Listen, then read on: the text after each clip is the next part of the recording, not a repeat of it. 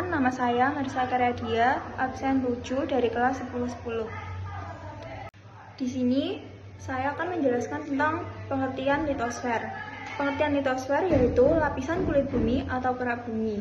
Lapisan yang terdiri atas batuan, bentuk dan proses perubahan bentuk dari permukaan bumi. Mengkaji lapisan penyusun dan pengaruhnya. Litosfer terdiri atas dua lapisan, yaitu sial dan sima. Sial memiliki unsur SiO2 dan Al2O3. Memiliki sifat padat atau keras, memiliki ketebalan 35 km, terdiri atas kerak benua dan kerak samudra. Lapisan sial memiliki unsur SiO2 dan MgO, memiliki sifat elastis atau lentur, ketebalannya 65 km, letaknya di bawah lapisan sial. Di sini juga ada batuan penyusun litosfer. Yang pertama ada batuan beku. Batuan beku terbentuk dari magma yang membeku, bersifat homogen, kompak, tidak ada lapisan. Contohnya basalt, obsidian, apsit. Yang kedua ada batuan sedimen. Batuan yang terbentuk dari pengendapan cahaya atau butiran batu lain yang melapuk. Contohnya brick, konglomerat, dan pasir. Yang ketiga atau yang terakhir ada batuan metamorf. Batuan yang terbentuk dari batuan asli yang mengalami perubahan atau metamorfosis. Perubahan dalam waktu lama karena kimiawi atau fisik, suhu, tekanan. Contoh marmer, kuarsit, dan gels. Tenaga geologi. Tenaga geologi yaitu bentuk bumi bagian luar memiliki bentuk yang bermacam-macam atau variasi. Contohnya dataran tinggi, dataran rendah, gunung, dan lembah. Tenaga geologi, tenaga yang dapat merubah bentuk permukaan bumi. Yang pertama ada tenaga hidrogen dan yang kedua ada tenaga eksogen. Tenaga hidrogen yaitu tenaga yang berasal dari dalam permukaan bumi. Tenaga hidrogen dibagi menjadi 3, yaitu yang pertama ada tektonisme, dan yang kedua ada vulkanisme, dan yang ketiga ada seisme. Tenaga tektonisme yaitu tenaga dari dalam bumi menyebabkan perubahan muka bumi, bentuk maupun lokasi. Yang kedua ada vulkanisme, yaitu tenaga yang berasal dari pergerakan magma dari dalam bumi ke permukaan bumi. Yang terakhir ada seisme, yaitu tenaga yang diakibatkan oleh pergerakan lempeng bumi yang menyebabkan terjadinya getaran atau yang bisa disebut dengan gempa bumi. Tektonisme yaitu tenaga dari dalam bumi yang bergerak atas bawah atau kanan kiri, menyebabkan terjadinya perubahan permukaan bumi, bentuk, dan lokasi. Jenisnya ada epirogenesa dan orogenesa. Epirogenesa yaitu pergerakan lempengan bumi. Yang kedua terjadinya dalam waktu lama dan pada wilayah yang luas. Sedangkan gerak orogenesa terjadi dalam waktu singkat pada wilayah sempit dan arah horizontal, yaitu lipatan dan patahan. Batas lempeng, divergen lempeng saling menjauh, konvergen yaitu lempeng saling bertemu, dan sesar lempeng saling bergesekan. Vulkanisme yaitu tenaga yang disebabkan karena pergerakan magma. Mempengaruhi aktivitas gunung api, terdapat 2 gerakan vulkanisme. Jenisnya intruksi magma. Intruksi magma, ciri-cirinya pergerakan magma yang terjadi dalam bumi, geraknya menyisip di lapisan-lapisan dan memotong lapisan bumi. Macam-macamnya ada basalt, sial, lakolit, gong, dan diatrema. Menghasilkan mineral dan bahan tambang. Seisme yaitu getaran karena pergerakan lempeng yang disebabkan tenaga dari dalam bumi.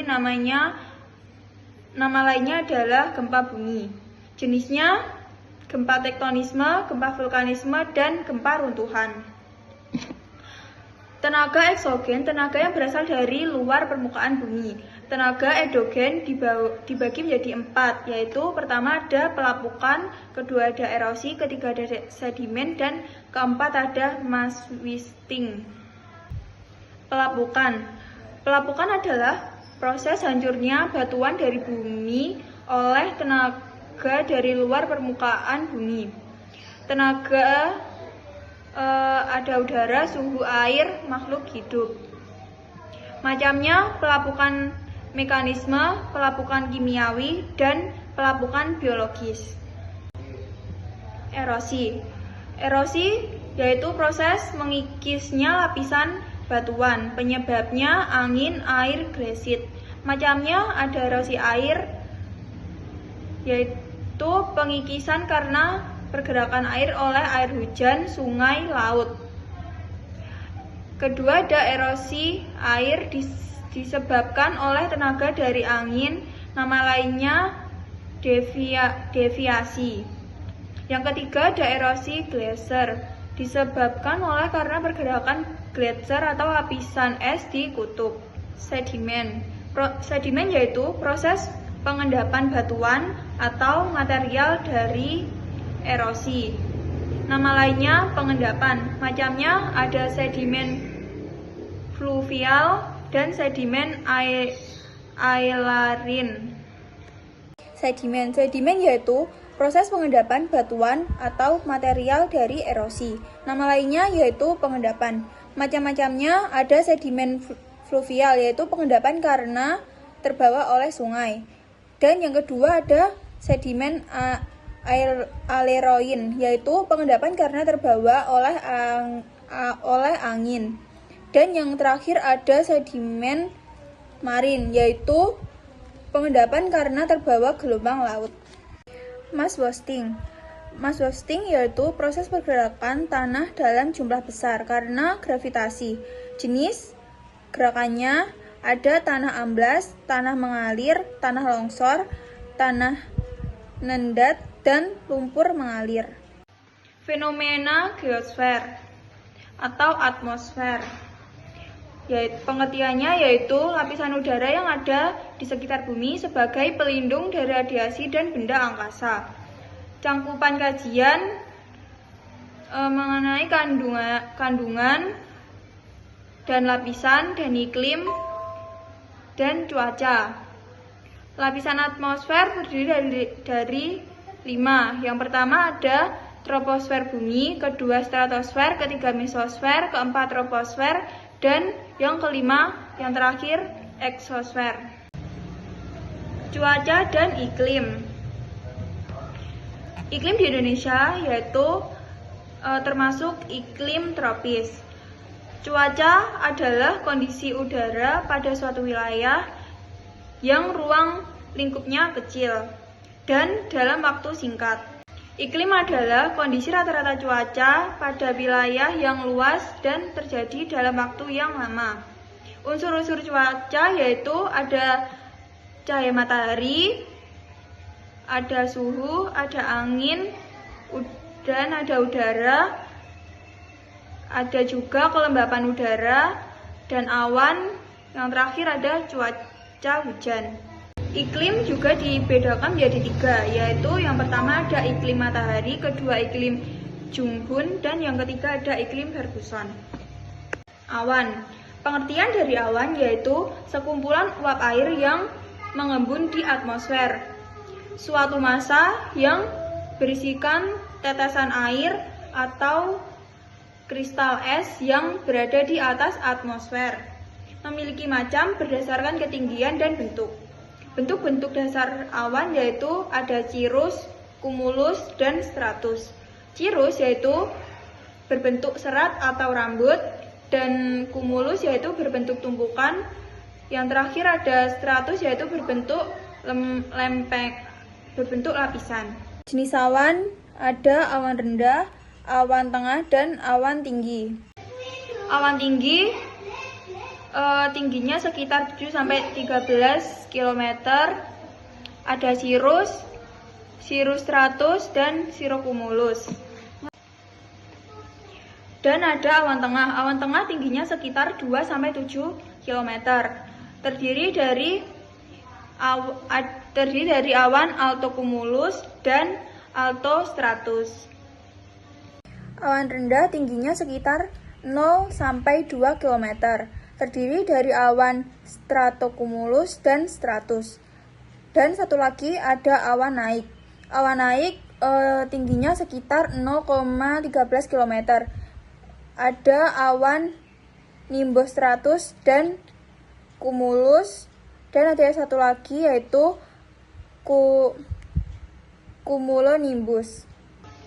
Dan ada awan tengah. Awan tengah tingginya sekitar 2-7 km. Terdiri dari awan altocumulus dan altostratus. Awan tinggi tingginya sekitar 7-13 km. Ada cirrus stratus, dan cirrocumulus. Hidrosfer adalah sebagai lapisan air, seluruh bentuk air yang ada di bumi, dan seluruh air dengan lokasi yang ada di bumi, daratan maupun lautan.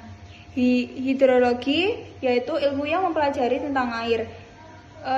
Ada siklus hidrologi, terdiri dari siklus air, perjalanan air di bumi, dan perubahan bentuk dan lokasi air.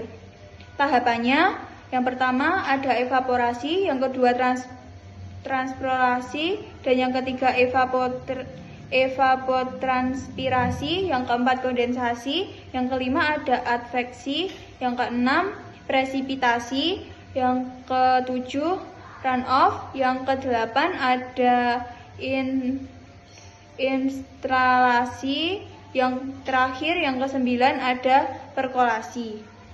Perairan laut berdasarkan kedalamannya. Yang pertama ada zona litoral, dalamnya sekitar 0 meter.